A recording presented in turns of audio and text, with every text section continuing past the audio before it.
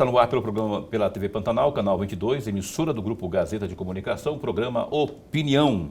Né? Hoje, 26 de outubro de 2023, é muito bom estar de volta ao vivo com você e o programa Opinião aqui. Nesta noite, entrevista presidente do Centro das Indústrias Produtoras e Exportadoras de Madeira do Estado de Mato Grosso, CIPEM, o Ednei Blasius. Faz tempo que eu estou querendo, né, convidá-lo para vir aqui. A gente se mobilizou com isso, com assessoria e tudo, deu certo. Porque é um assunto que diz respeito principalmente a quem vive direta ou indiretamente desta indústria madeireira, ou que tem curiosidade, ou que fica instigado com essas questões que são geralmente debatidas. Existem os mitos, e aqui a gente vai desmistificar algumas questões, especialmente aquelas situações onde colocam o setor madeireiro como vilão. Não é nada disso, já vou adiantando, né? Existe um trabalho ambientalmente correto, existe uma responsabilidade ambiental muito forte e séria por detrás, eu não diria por detrás, à frente dessas políticas todas, e ninguém melhor do que o caríssimo Ednei Blasius do CIPEM para falar sobre isso e outras questões mais aqui no programa Opinião desta noite. Professor Lourenberg, boa noite. Boa noite, Paulo Coelho, e um grande abraço, mas um grande abraço mesmo a todos os nossos telespectadores, a razão maior do nosso programa. Grande verdade a você que acompanha a Opinião em qualquer canto, pela internet também, no www.gazetadigital.com.br ou até mesmo pela página no Facebook da TV Pantanal, qualquer canto do mundo. Muito obrigado, viu, pelo carinho da sua companhia. 999322529 é o WhatsApp aqui do programa Opinião para que você possa mandar aí eventualmente a sua pergunta, dúvida aqui ao Ednei para a gente estabelecer assim um feedback com a nossa audiência que graças a Deus só cresce ao longo dos tempos, né? São 4 anos praticamente aqui, todo dia ao vivo. Isso é para mim? Obrigado, Lourenberg. Muito gentil da sua parte. Trouxe aqui um dinheiro que é bom você não me dá, né? Mas papel... Olha só, Ednei, muito bom tê-lo aqui. Obrigado de verdade por aceitar o nosso convite. Eu fico feliz de abordar as questões ligadas ao setor madeireiro, especialmente aquilo que diz respeito diretamente ao universo de atuação do CIPEM. Eu gostaria que você falasse propriamente do CIPEM, porque a gente sabe que existem os sindicatos, né? Mas o CIPEM é um centro, que nem eu disse aqui, que tem ligação direta com os sindicatos, que parece que são 8 ao longo, distribuídos no estado de Mato Grosso. Quais são as atribuições do Centro das Indústrias Produtoras e Exportadoras de Madeira aqui do estado de Mato Grosso, para a gente saber que instituição é essa? Boa noite. Em primeiro lugar, boa noite a todos os telespectadores. A satisfação estar aqui, junto com o professor Lourenberg, você, Paulo, muito obrigado pelo convite. E, como você bem disse, nós podermos falarmos um pouco sobre esse tema tão importante, de um setor muito importante aqui para o estado de Mato Grosso, que é o setor de base florestal e os planos de manejo de florestais, né? Então, acho que esse é um momento único, ímpar. Agradeço o convite e fique à vontade para... Qualquer dúvida, qualquer pergunta, à disposição aqui. Pois não. Você ia complementar, não? Vou completar. O que é o CIPEM? Então, eu acho que o CIPEM está na mídia aí de uma forma geral. Como você disse, o CIPEM é o Centro das Indústrias Produtoras e Exportadoras de Madeira do Estado de Mato Grosso. O CIPEM nada mais é que uma entidade que representa todo o setor de base florestal do Estado de Mato Grosso. Propriamente dita, as indústrias madeireiras do Estado de Mato Grosso. E o CIPEM ele é formado por 8 sindicatos patronais espalhados pelo estado de Mato Grosso, onde tem uma indústria madeireira, tem um sindicato patronal que acoberta essa indústria madeireira que forma o CIPEM. Então o CIPEM ele é uma junção de 8 sindicatos patronais. Para você ter uma ideia de números, nós representamos mais de 450 indústrias associadas. Então, numa hierarquia, numa pirâmide, o CIPEM é a entidade mãe, o órgão máximo, que recebe e demanda todas as pautas do setor de base florestal. Essa coleta normalmente é feita nos sindicatos, porque quem conhece o estado de Mato Grosso sabe a dimensão que é o estado de Mato Grosso, sabe as diferentes regiões que nós temos. Então nós temos um sindicato lá na Sinop, que é o Sindusmad, ele tem um tipo de demanda. Mas nós temos um sindicato lá na base de Juína, que é o CIM, tem outro tipo de demanda. E nós temos o CIMENORTE lá na minha cidade, que é de Alta Floresta e região, e tem outras demandas. Então, algumas demandas, algumas pautas convergem entre si, mas sempre tem algumas demandas muito peculiares. Por exemplo, um empresariado lá da região de Colniza, a realidade dele é totalmente diferente da realidade do empresário que está na região da Sinop. Então, o CIPEM ele desempenha esse papel de representar e defender o setor de base florestal. Todas as demandas, sejam legislação, seja mercado, seja governo.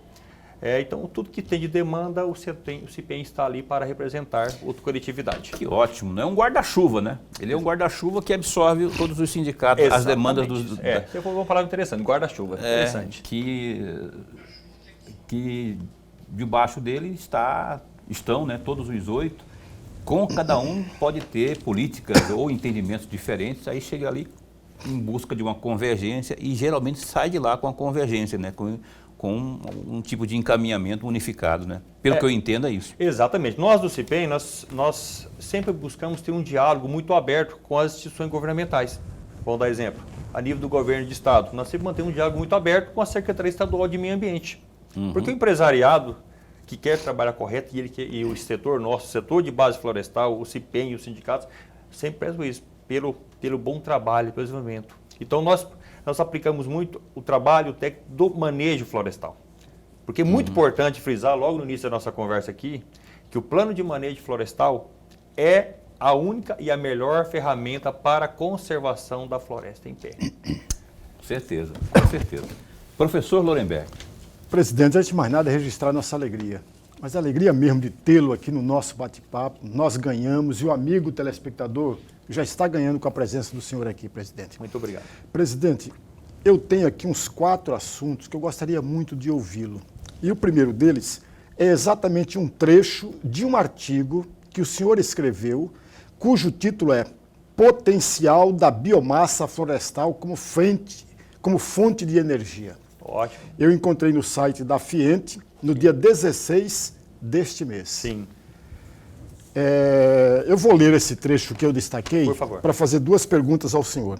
Entre aspas, é imperioso que o órgão ambiental licenciador estabeleça procedimentos com prazo de análise condizentes com a realidade dos empreendimentos que produzem biomassa para a geração de energia, pois estes possuem processos e tempos diferentes, muito mais curtos em relação ao manejo. Caso o corpo técnico do órgão ambiental competente não consiga ajustar o atendimento aos prazos demandados pelo mercado consumidor, outras indústrias serão penalizadas, potencialmente aqueles da base florestal. Fecham aspas. E aí eu tenho 2 perguntas, presidente, muito mais um pedido de reflexão sobre esse trecho. Perfeito. Eu vou fazer as 2 juntas. A primeira, na opinião do senhor, qual seria esse prazo que o órgão fiscalizador e licenciador poderia determinar? Segunda questão, os empreendimentos produzem biomassa para a geração de energia, possuem tempos diferentes, muito mais curto que o manejo. E aí vem a minha pergunta, muito mais de um leigo. Quais seriam esses tempos diferentes e mais curto que o manejo? Vamos lá. Muito importante quando nós falamos de biomassa. Então, assim, a biomassa hoje, como nós falamos, ela tem a biomassa de cavaco, que nada mais é que o processo de transformação dos resíduos, das sobras, das indústrias madeireiras de manejo florestal, que transforma em cavaco, que são utilizados principalmente nas usinas de etanol. Hoje nós temos uma empresa igual a Impasa, a FS, os armazéns. Hoje todo mundo está utilizando o cavaco para queima e geração de energia. E é interessante você nesse tema, porque você veja bem, o nosso setor hoje do estado de Mato Grosso, antigamente aquilo que era queimado, que era desperdiçado, ou seja, que ficava a céu aberto, hoje ele é transformado em energia. Então o nosso setor hoje, ele avançou muito nisso. Então hoje nós temos o aproveitamento do pó de serra, nós temos o aproveitamento das asparas, da sobra das indústrias madeireiras. Nos planos de manejo florestais, as sobras de galhadas, tocos e etc. também são aproveitados na maioria dos locais que tenham viabilidade econômica.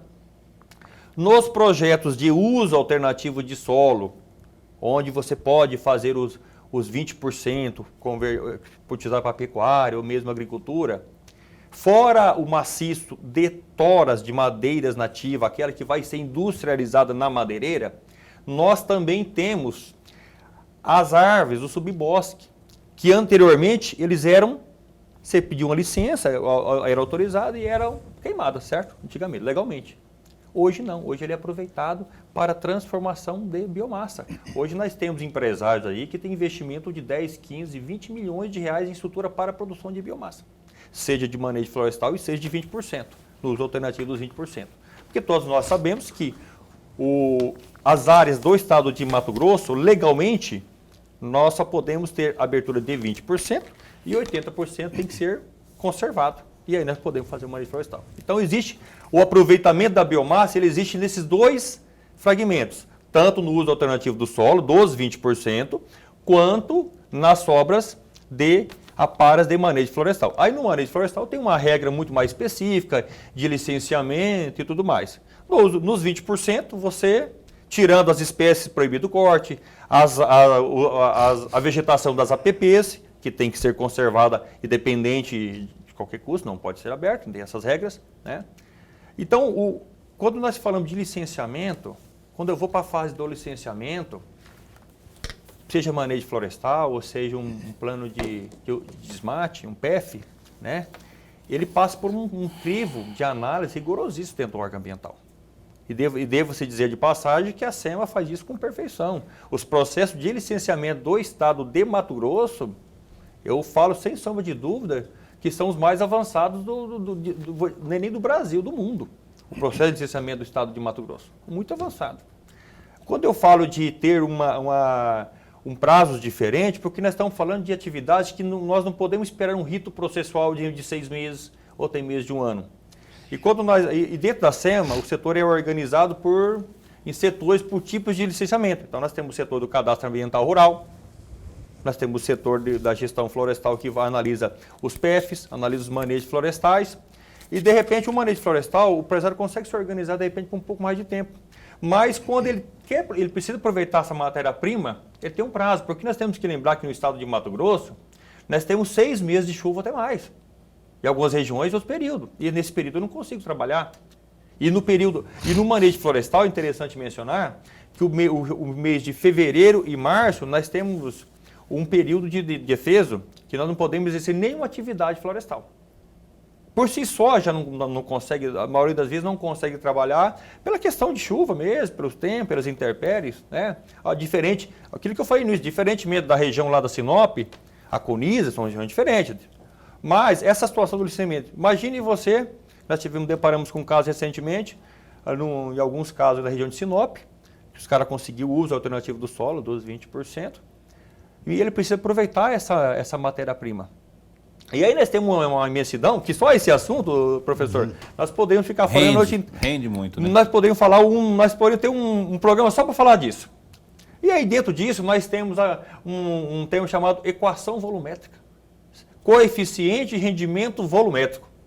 Isso aí é uma situação, porque quando você pega os toretes, as toras, você passa numa máquina para fazer o picador, para picar e transformar em cavaco, você tem um fator de expansão. Então eu pego um volume cúbico, eu transformo em biomassa, meu fator de expansão é vezes E2, E3, depende do nível de aproveitamento que eu tenho numa área.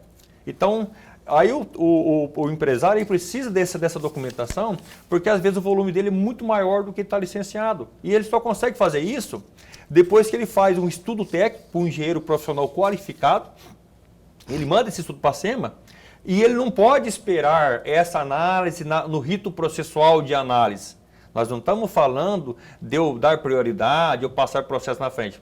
Quando eu quis dizer isso, eu quis dizer assim, que nós tínhamos que melhorar um pouco mais de setor. De repente eu tenho que ter um analista específico para atender essas demandas.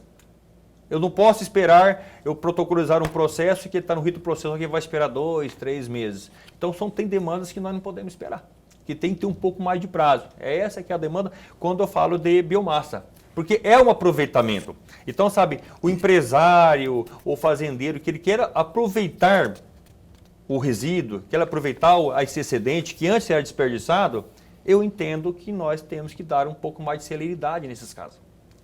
Porque é interessante mencionar que o plano de manejo florestal, quando você está com uma árvore em pé, ela não estraga. Você concorda comigo? Uhum. Se uma árvore está em pé, uma árvore que vai ser colhida, ela está em pé lá, se ela ficar do ano para o outro, ela vai permanecer em pé, vai estar conservada. Agora, a partir do momento que eu faço uma exploração, aí nós estamos falando aqui de aproveitamento de resíduos, esse resíduo, se eu não aproveitar ele com tempo hábil, ele vai apodrecer, ele vai estragar. Porque dentro da floresta amazônica, na região nossa, para o senhor ter uma ideia, em média, nós trabalhamos com mais ou menos 50 espécies de madeira. 50? 50 espécies de madeira, esse é um número interessante. E quando eu falo de mais de 50 espécies de madeira, eu tenho espécies que estão extremamente perecíveis. Você tem uma ideia? Por exemplo? Vou dar um exemplo. Eu tenho uma espécie chamada caixeta, ou marupá. Ela é uma espécie que ela é extremamente sensível. O empresário tem que ter toda a celeridade de fazer a exploração dela muito rapidamente, trazer para a indústria, serrar, pôr para secar e guardar no barracão. Caixeta? Caixeta. Ela é usada para... Ela é uma madeira que é usada para molduras, para aberturas, faz lambril. É uma madeira muito linda. Depois vocês pesquisem, marupá ou caixeta. Ela é caixeta porque antigamente eu ia muito para as usinas de Santa Catarina. Uhum. Ou chamo de marupá também, porque esse universo... Marupá eu lembro. É porque assim, na verdade, né? O nome científico é assim, moura. Mas assim, o nome popular, existe uma série de nomes. Caixeta ou marupá, mas é uma espécie. Aí nós temos uma outra espécie, tauari, um chamo de cachimbeiro, outra madeira sensível. Eu tenho o jetibá rosa, mas eu tenho espécies extremamente duras, que não estragam. Mas a grande maioria são madeiras mais sensíveis. Então assim, esse material, quanto mais tempo eu demoro para licenciar ele, ou para dar uma resposta, ou dar um documento hábil para o empresário poder explorar isso economicamente, eu vou perdendo volume, eu vou perdendo qualidade, vou perdendo receita, vai dificultando, vai me apertando o prazo para trabalho. Então basicamente esse é o contexto. Eu tentei reduzir, ser um pouco breve aqui, porque o tema é extenso. Respondeu as duas perguntas? Respondeu.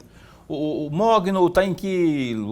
O mogno é considerado o quê nessa classificação toda aí? Está entre os 50, né? Não, o mogno não. O mogno é uma espécie proibida do corte. É proibido? Não, o mogno não corta. Até porque hoje, nas florestas nossas aqui, existe muito pouco mogno. Né? O mogno no passado era liberado o comércio, depois foi... Tem plantios, nós temos plantios já de mogno africano. Mas é uma exótica, não. Mogno não. Mogno, castanheira, são espécies proibido do corte. Se você faz um levantamento de um plano de manejo florestal e elas são identificadas, ela tem que ficar em pé. Ela não pode ser cortada. Uma coisa importante que você mencionou sobre o mogno, já aproveitando o assunto falando sobre espécies proibido do corte, dentro de uma área de manejo florestal, nós temos as APP, que são as áreas de preservação permanente. Nesse fragmento, dependente de espécie, não pode ser cortada nenhuma espécie. Ao longo de 30 metros dos córregos, pode ser qualquer espécie comercial. Ela tem que ficar em pé inalterada. Uhum. Você citou aí a SEMA, Secretaria de Meio Ambiente. Tem havido, eu acho que já faz muito tempo que a gente não via isso, uma harmonia do setor com a Secretaria de Meio Ambiente, não é? Só para a gente, antes de ir para o intervalo comercial, parece que está mais harmoniosa a relação hoje, não tem tido dificuldade, o setor tem sido parceiro. Olha, eu devo dizer assim que Mato Grosso, eu sou bairrista, então eu gosto muito do meu estado do Mato Grosso. Estou apaixonado por esse estado, acho que é um estado maravilhoso, tem desenvolvido muito. Nessa gestão do governador Mauro Mendes, ele fez um trabalho incrível como governador. E a Secretaria Estadual de Meio Ambiente, através da doutora Mauri, também tem feito um trabalho maravilhoso. E é esse diálogo que faz isso. É a conversa com o setor, sabe? Quando vai fazer alguma alteração de legislação, algo que impacta o setor, é feita uma troca de ideias. Esse diálogo faz com que seja atendida as duas pontas. E nós temos que pensar com conservação, temos que ter as regras, mas o setor também tem que ser ouvido. E a construção dessas ideias faz com que tenha um setor com uma tem sido truculento, o governo não tem sido... Pelo contrário. O diálogo que o setor, não somente do meu setor de base florestal, estou falando do setor de uma forma geral. Estamos falando, aí nós temos o setor do agrícola, pecuário, sim. Então tem sido, o diálogo é muito interessante, é diferente dos outros estados. É verdade, Maureen realmente, falei com ela anteontem por telefone, secretária de Meio Ambiente, para convidá-la para vir aqui, deve vir na semana que vem, viu? Aqui a Maureen Nazarete ao Programa Opinião. Não, Paulo, estou aqui no Rio de Janeiro, não posso ir e tal. Falei, a Maureen, ela... Falei, aproveita que quando você está vindo aí, traz uma camisa do Flamengo, autografada para mim aí e tal. Ela falou, não, vou levar, Rio, mas você já tirou um sarro de mim, mas eu acho que ela vai trazer a camisa do Flamengo para mim. A Maureen, ela acumula a presidência da BEMA. Também. A BEMA, para quem não sabe, é a associação que junta todos os superintendentes secretários das pastas de meio ambiente do estado do Brasil. Então, você veja como nós estamos muito bem representados no estado de Mato Grosso. Ela esteve aqui e falou sobre isso também, inclusive, aqui da última vez. Opinião dá um tempo só para o primeiro intervalo comercial desta noite, mas rapidão, a gente volta já já.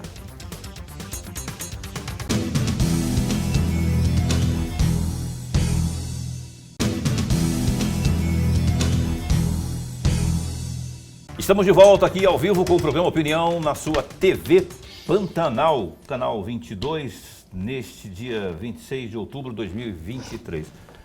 Olha, o Gazeta Digital, rapaz, tem notícias a ufa aí, não é?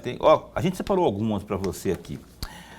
Em reunião na tarde desta quinta-feira, dia 26, os diretores e conselheiros da seccional da Ordem dos Advogados do Brasil, Mato Grosso, decidiram os requisitos para a escolha da lista sextupla para a vaga de desembargador pelo 5º Constitucional.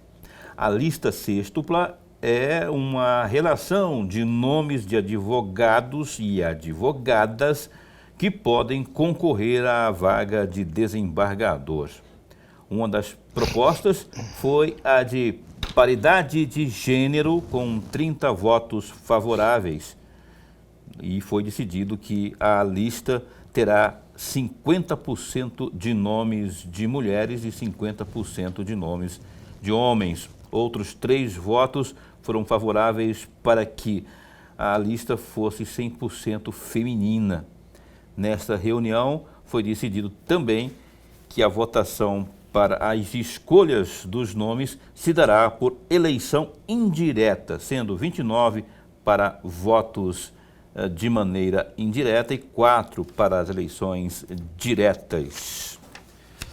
Mais detalhes aí no Gazeta Digital, que tem também essa aqui, rapaz. Olha só, o Supremo Tribunal Federal, STF, determinou que a Assembleia Legislativa de Mato Grosso preste informações a respeito das leis estaduais que determinam a reserva de vagas para mulheres em concursos para a Polícia Militar e Corpo de Bombeiros. Contudo, o presidente Eduardo Botelho, do União Brasil, afirmou que ainda não foi notificado, mas é a favor da equiparidade dos cargos. Botelho relatou a jornalistas que o pedido não chegou para a presidência, mas que é a favor da destinação aí de vagas para o público feminino. Aí ele disse: na minha mão não chegou nada, pode ser que foi direto lá para a Procuradoria, mas não vejo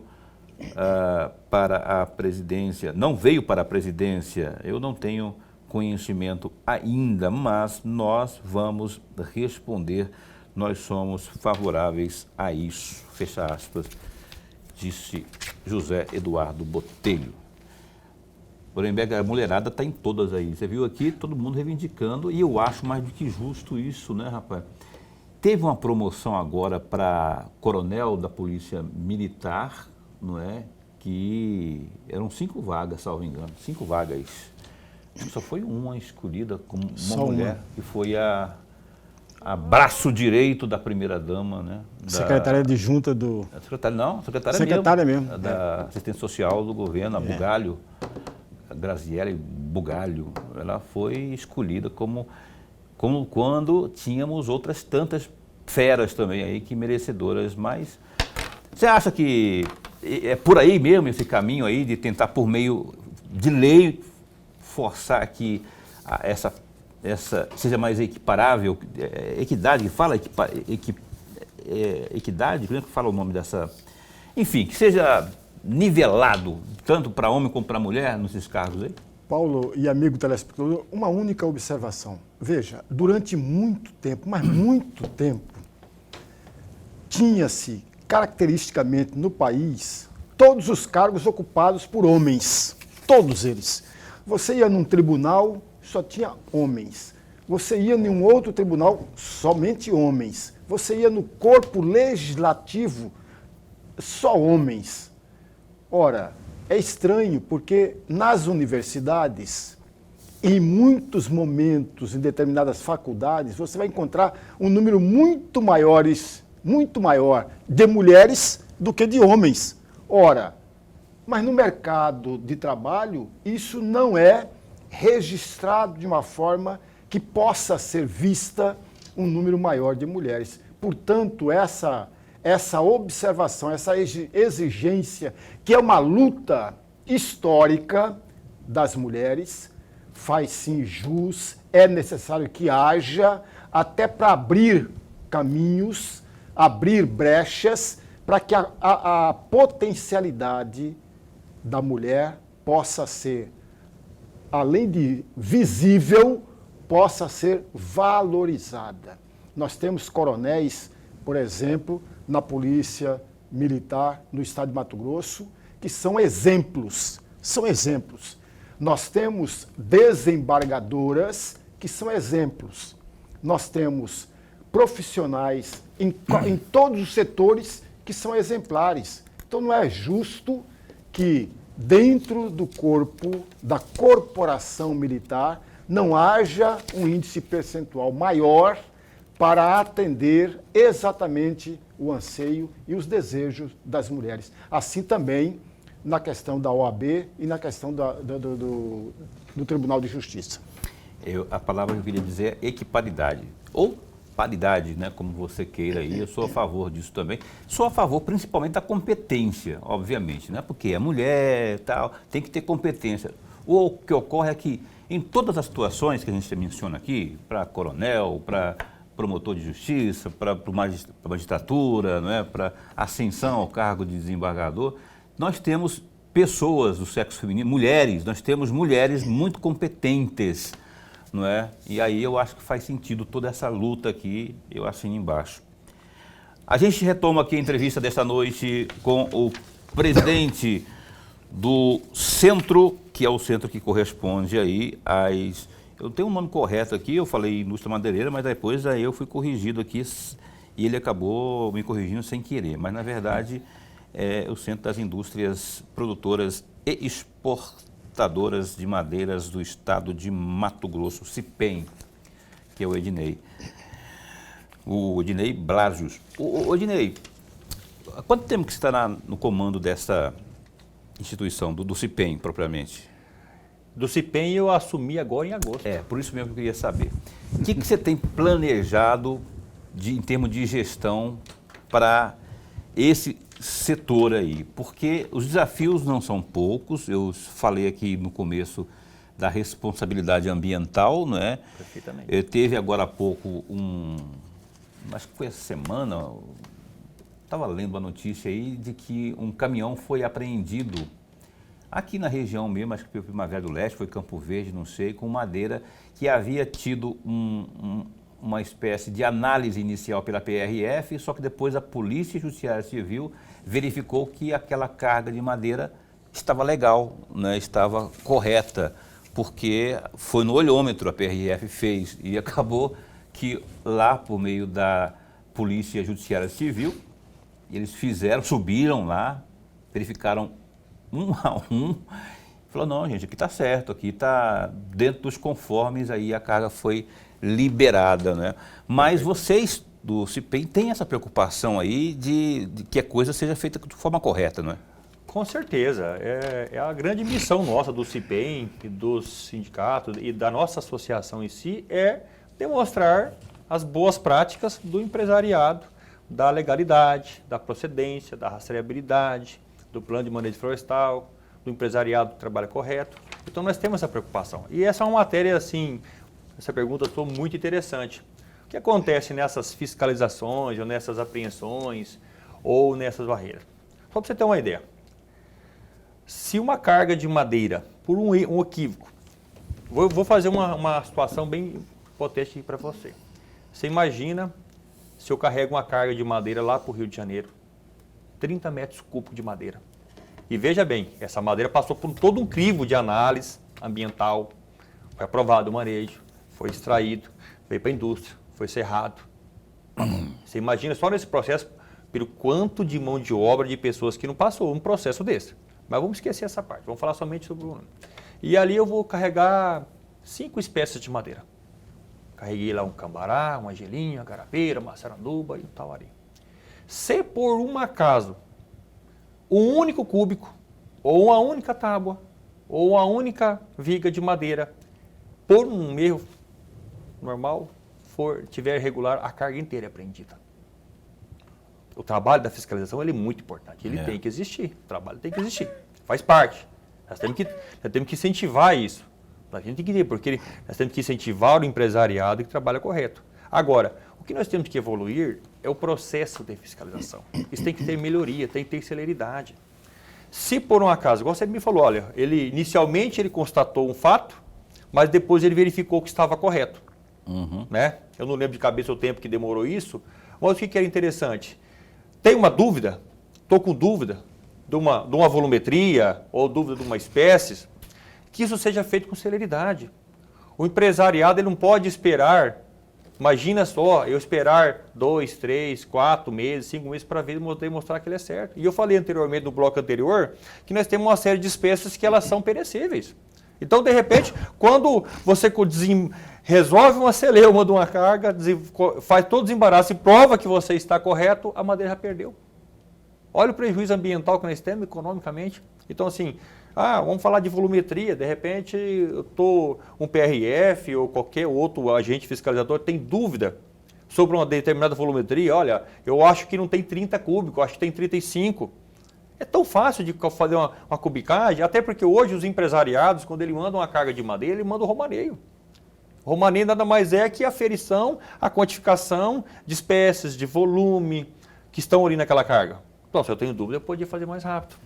Então, assim, é algo que nós temos que construir. Qual que é o método mais rápido? Porque, para mim, o método mais rápido é aquele que fez a PJC aí, nessa carga específica que eu citei aqui, né? Ele foi lá, conferiu, subiu lá no caminhão e verificou certo, né?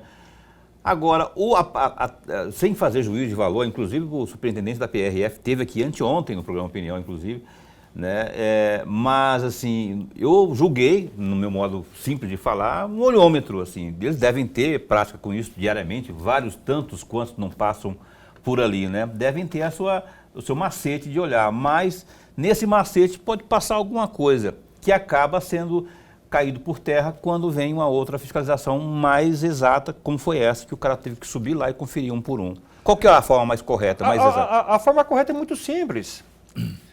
A matemática, lógico, a matemática é praticamente a matemática exata. Para me cubicar, eu vou me mensurar espessura, largura, comprimento. Então, se eu tenho peças, eu conto as peças e vou lançando isso. Isso já, o empresário ele manda isso pronto. Você tem o romaneio. O que dá muita dúvida, que eu vejo assim, principalmente nas apreensões da PRF, é quando às vezes o empresariado manda alguma madeira taliscada ou tabicada, que é um termo técnico, que consiste nada mais que entre algumas as pranchas ou as madeiras que são transportadas, eles colocam umas pequenas taliscas. Então, uma espécie que é importante fazer isso para a madeira ir oxigenando, chegar lá num tabolor ou no manchar, né, ou não perder qualidade. Isso acontece. E aí, às vezes, gera uma certa dúvida. Então, o mecanismo correto de mensuração é conferir o romaneio. É conferir o que está apresentado. Porque quando você carrega uma carga de madeira, é muito importante mencionar, ela vai acompanhado de guia florestal, certo?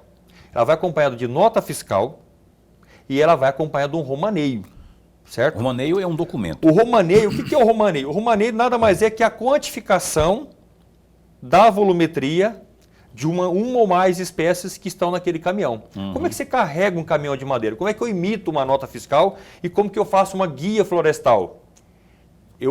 A madeira é serrada, ela é como romaneada, ela é lançada hoje, todos os empresários basicamente têm sistema que lança essas informações e é gerado um volume. O volume, para você ter uma ideia, hoje que acompanha uma carga, você tem o volume por comprimento, você consegue ter um volume por largura, você consegue ter um volume por espessura e tudo isso está individualizado. E a maioria dos empresários, inclusive, manda o romaneio individualizado por pallet ou por pacote. Então, o mecanismo correto é conferir ser por romaneio. O que está lançado da carga. Tem dúvida? Confere aqui. Mas sim, de uma forma séria, né? De uma forma muito mais rápida, muito mais prática.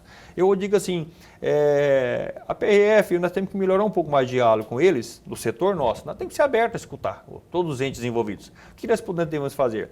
Desenvolver um sistema muito mais rápido. O PRF ele não precisaria prender um caminhão na largada. Eu estou com uma dúvida. De repente é o final da noite, uma carga, eu estou na dúvida dessa carga. Deixa a cola e fez aí, deixa a carga ali, no outro dia, vamos chamar aqui quem é responsável, quem pode conferir isso. Empresário, cadê o romaneio? Não, o romaneio está na carga, está lá. Abre as tampas dos caminhões, faça as conferências. Então, assim, acho que muito mais prático é conferir o que está lá. Ok, olha só, vamos continuar esse assunto. O Norimberg já pergunta já, porque eu tenho que ir para o intervalo comercial. É coisinha breve, 1 minuto e meio. A gente retoma aqui, nesta noite, aqui, entrevista muito interessante, que a gente está sabendo um pouco mais aí desse universo aí, que é sobre o CIPEM, que é, na verdade, o presidente está aqui, está recentemente aí à frente desse importante centro, que é o Centro de Indústrias Produtoras e Exportadoras de Madeira do Estado de Mato Grosso. A gente volta já, que é o Ednei Blasius que continua com a gente.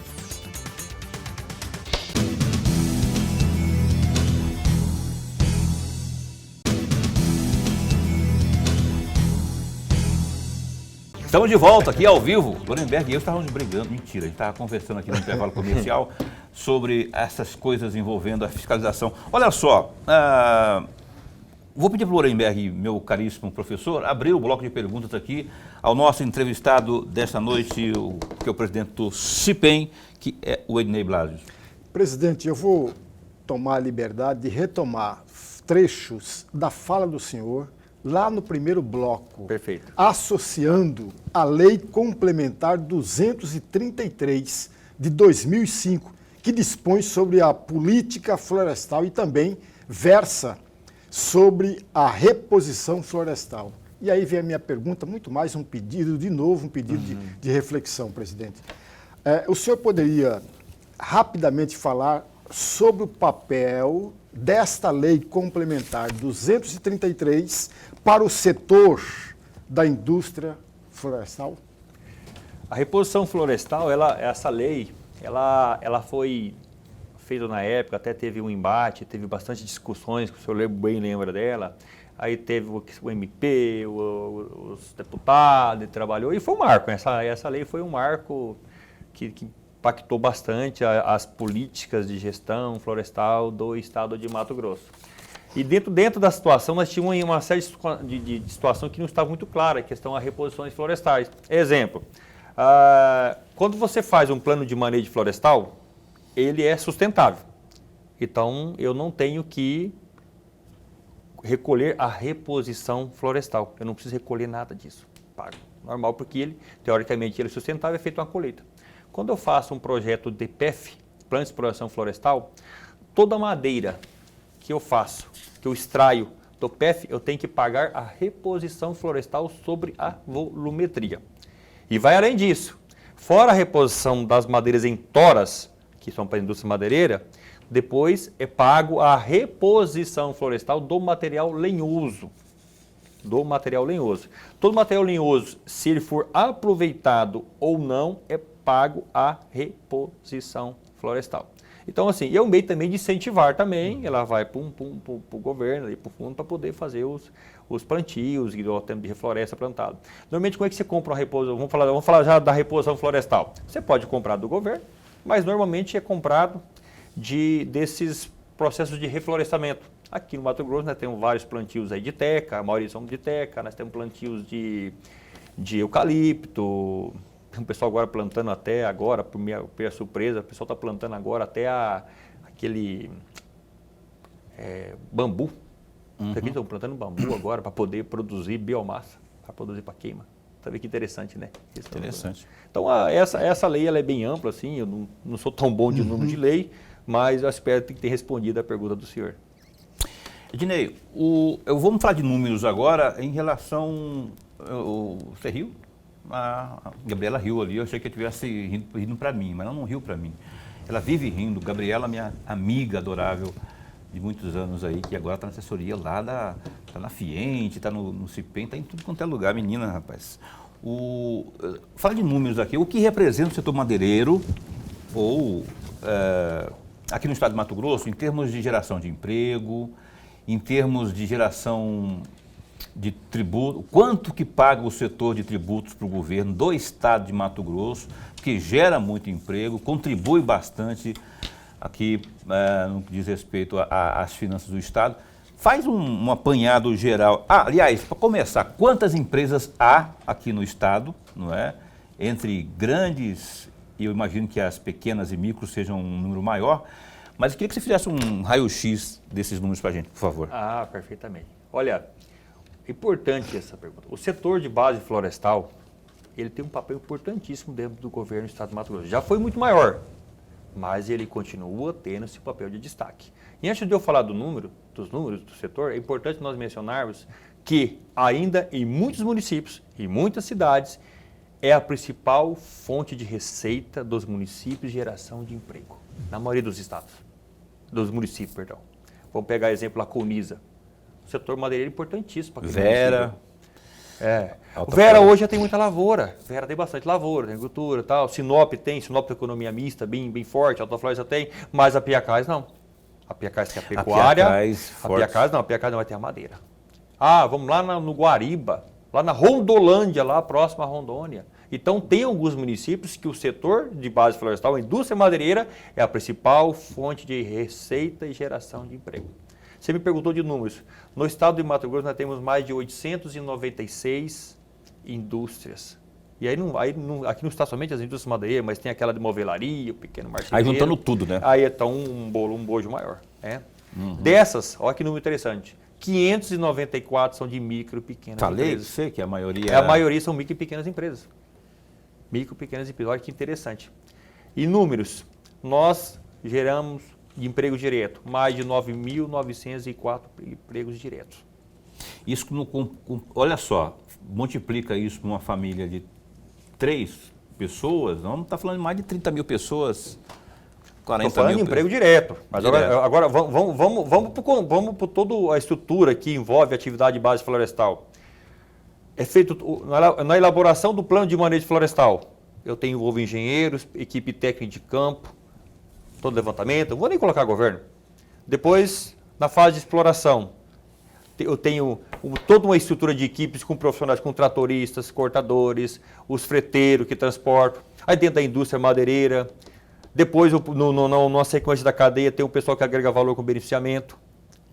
E você falou em valores, o Estado, em 2021, o setor nosso, ele jogou para o Estado mais de 66 milhões de reais para o cofre público.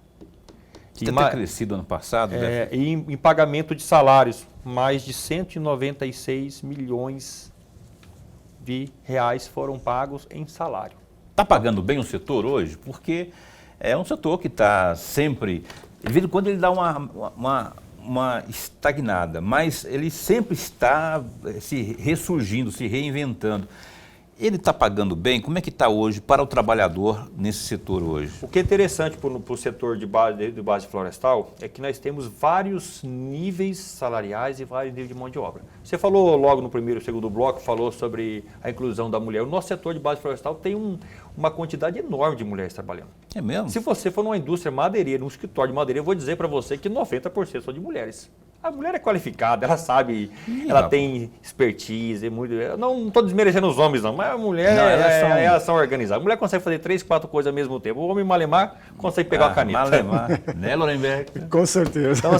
Então, assim, nós temos profissionais que estão na linha básica, nós temos um operacional mais qualificado, que é um operador de máquina, de pá carregadeiro, um operador de plana, temos uma gerência.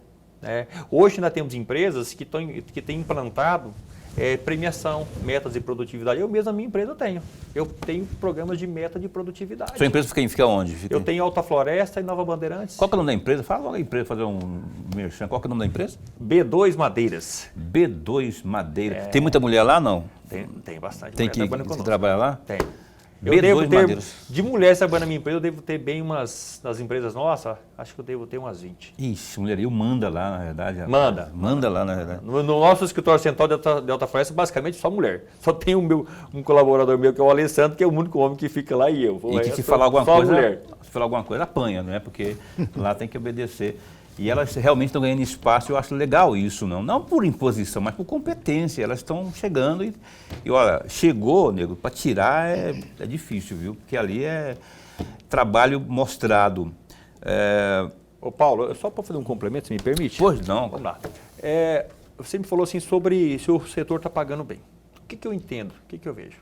O setor, ele tem desafios, ele tem todos os dias. Então, quando eu assumi o CIPEM, eu assumi uma pauta já que estava em andamento. E não tem como parar. E nem deve ser parado, porque o setor é um só. Né? Eu estou como presidente, mas eu tenho toda uma diretoria que me dá suporte para isso também. Mas nós temos que trabalhar muito a questão de mercado. Nós temos que trabalhar para agregar valor no produto. Porque quanto mais agregação de valor eu tenho, mais eu tenho mão de obra especializada. Então, o setor ele precisa evoluir na agregação de valor no produto. Porque a madeira ela vai numa série de afinidades na construção civil, desde as temporárias, que é naquelas tabuadas, escoramento, caixarias, depois nas estruturante, que são as vigas, tábuas, e depois na linha de acabamento, que hoje usa muito decking, forro, ripado, lambril. Só que é esse produto final acabado que é o que agrega valor. Tanto para o produto final, mas quanto na geração de emprego. O valor. Então, assim, se eu tenho um profissional qualificado para produto final acabado, o salário dele vai ser o dobro do comum. Então, é importante nós investirmos nisso. Professor. Presidente, o senhor falou no primeiro bloco sobre a existência de 8 sindicatos que compõem a entidade. E essa mesma entidade tem como meta exatamente o fortalecimento e a organização do setor. E aí vem a minha pergunta. Já se tem em andamento um plano para efetivar esse fortalecimento e essa organização do setor, ou ainda está em elaboração? Não, temos sim. Uma das primeiras coisas que nós estamos fazendo, primeiro assim, é importante entender que o CIPEI nada mais é com a representação dos 2 sindicatos. Né? Então, eu não posso deixar somente o nome do CIPEI em evidência e deixar de esquecer, exemplo, o CIMINO, ou o CIMINORTE, ou o Sindusmad, ou o CIMAVA. É importante que esses sindicatos sejam vistos, porque senão, daqui a pouco, o associado, o empresário, pensa, não, só tem CIPEI e esquece das bases. A base sindical ela é tão mais importante quanto o CIPEI. Vou dar um exemplo de uma das ações que nós estamos fazendo. Nesse próxima semana seguinte, do mês de novembro, nós teremos 2 dias aqui em Cuiabá de treinamento e qualificação dos executivos dos sindicatos. Porque os sindicatos, ele tem um presidente, ele tem uma diretoria, mas ele tem as pessoas que trabalham para o sindicato. Temos lá o executivo, de repente tem uma pessoa do marketing, uma pessoa do financeiro. E o nosso setor, ele tem uma gama de informações que eles precisam saber muito ampla. O executivo ele tem que saber sobre legislação trabalhista, ele tem que saber sobre legislação ambiental, ele tem que saber sobre procedimento na SEMA, ele tem que saber sobre demandas de BAMA e tudo mais. Então, uma das grandes ações que nós estamos fazendo é a qualificação. E não é só a qualificação do trabalhador, do funcionário do sindicato, também dos colaboradores das indústrias. Nós, lógico, depende do orçamento, mas dessa vez nós vamos levar, além dos funcionários do sindicato, nós iremos trazer de cada base sindical 2 colaboradores, 2 profissionais que trabalham na indústria madeireira. Para quê? Para que eles possam ter essa afinidade e desenvolver um diálogo. E nesse dia nós teremos participação de SEMA, participação de IBAMA, pessoa qualificada, vão ter uma série de palestras, uma série de orientações. Então isso é um meio de fortalecer as bases sindicais. É um primeiro de muitas ações. Reuniões itinerantes no setor. O CIPEM tem feito, por exemplo, vou dar exemplo de mídia, você comentou da nossa indústria Gabriela aqui. Então hoje o CIPEM ele compartilha a mídia, as mídias sempre compartilhadas, sindicatos, CIPEM, sindicatos. Então, é um meio de disseminar esse trabalho que nós temos feito. Cada vez mais, como falando, bases sindicais são... Sim, informação é tudo, lógico, né? Esse programa, por exemplo, essa entrevista, por exemplo, vai ser, se eu conheço bem a Gabi e a comunicação de lá, vai ser fatiada e as informações, o filhazão vai ser distribuído aí, disparado aí para que as pessoas tenham essas informações que o nosso Ednei trouxe aqui. Falar em informações, para encerrar o programa, que a gente está bem no finalzinho mesmo, você falou aí, daqui a alguns dias tem alguma... Aliás, a mão de obra qualificada é outro desafio, né? Que ele falou aqui também, da questão da qualificação. Mas assim, eu queria dizer, para encerrar aqui o programa, eu quero abordar aqui a questão das viagens que vai ter aí, dos eventos. Vai ter em Macau, lá na China, não é? Nos dias 21 e 22 de novembro. Também Carrefour International, lá na França, em 2024, e Formobile em São Paulo em 2024. Queria que você falasse um pouco desses eventos, especialmente esse próximo aqui, que é o Fórum Global da Madeira em Macau, na China, nos dias 21 e 22 de novembro. Olha, quando nós assumimos essa gestão do CIPEM, um dos desafios nossos era conseguir desenvolver mercado, produto mato-grossense. Porque as demandas do dia a dia, elas vão continuar sempre tendo. Só que nós achamos muito importante trabalhar na mesma paralela do mercado. Nós temos que desenvolver mercado. Nós temos que fazer com que o produto mato-grossense ele possa ser reconhecido nacionalmente e internacionalmente. Hoje, a maioria dos compradores, importadores de madeira, ou eles procuram a trade lá em Curitiba, ou eles vão lá para Belém do Pará, que tem um grande volume de madeira. Então, nós temos aqui no estado do Mato Grosso vários pequenos empresários produtores de madeiras, tanto para o mercado inteiro quanto para exportação. Se eu for tratar isso isoladamente, talvez um comprador não tenha interesse. Mas se eu tratar em bloco, enquanto grupo, aí eu crio uma força maior. Então, o nosso objetivo é realmente abrir o mercado, fazer com que o produto mato-grossense possa ser melhor conhecido tanto a nível nacional quanto internacional. Porque nós temos um ativo muito importante aqui no estado do Mato Grosso. Porque a madeira de Mato Grosso ela é 100% rastreada hoje. Nós implantamos recentemente o Cisflora 2.0, rastreabilidade da madeira. E o Cisflora 2.0, através do sistema de rastreabilidade, ele conversa com o DOF+. Então a madeira do Mato Grosso ela é rastreada de ponta a ponta hoje. Você consegue saber a real localização de uma árvore quando ela foi cortada. Isso é um ativo que nós temos que levar. E se nós aumentarmos a capacidade, quanto mais nós exportarmos, mais espaço nós vamos ter para novos produtos no mercado interno também. Então as coisas estão ensomadas. Então assim, feiras é muito importante. Nesse evento nós vamos levar 12 empresários agora. 12 empresários lá para Macau. O ano que vem nós vamos participar uma das maiores feiras de madeira do mundo, que é no Carrefour Lebois em Nantes. É a maior feira de madeira do mundo. E lá nós vamos levar um belíssimo estande do CIPEM, todo feito com madeiras nativas, com madeira do estado de Mato Grosso. Vendendo nosso produto. Vamos vender o produto, nós temos que mostrar o potencial que o Mato Grosso tem. E é forte, hein? Mato Grosso. Porque eu falei, só para concluir, no final, inicialmente disse para você que nós temos 50 espécies. Então nós temos as espécies que têm potencial para exportação, né? E temos as espécies que têm para o mercado interno. Duas linhas. Nós temos empresários no estado do Mato Grosso que exportam, mas temos empresários que só trabalham no mercado nacional. Nós temos que atender os dois. Porque os associados, mais de 450 associados, que formam o CIPEM, que formam a união do nosso setor.